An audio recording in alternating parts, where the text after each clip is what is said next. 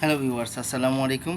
আপনারা কিভাবে বাতাবি লেবু গাছে কলম করবেন, আপনারা সম্পূর্ণ ভিডিও আমার দেখেন।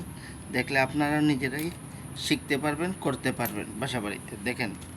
দেখেন প্রথমত আপনি একটা কাটলেন, কাটার পরে দেখুন একটা সাইড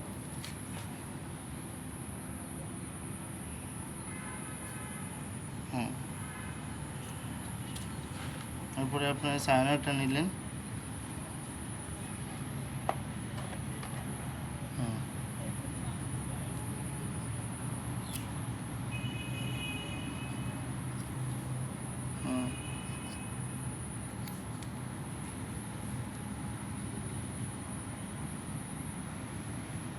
দেখেন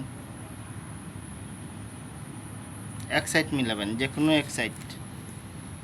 এক সাইড মিলাবেন। তারপরে আপনারা এই পলিথিন 01 পলিথিন, এই পলিথিন দিয়ে পেঁচিয়ে দিবেন সারা ছায়ানটাকে।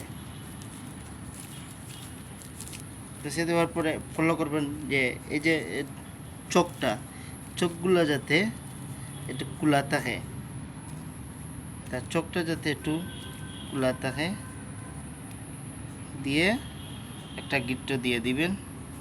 দেখবেন এই কলম 15 দিনে হয়ে যাবে। দেওয়ার পরে একটু লাড়া দিয়ে দিবেন, দেখবেন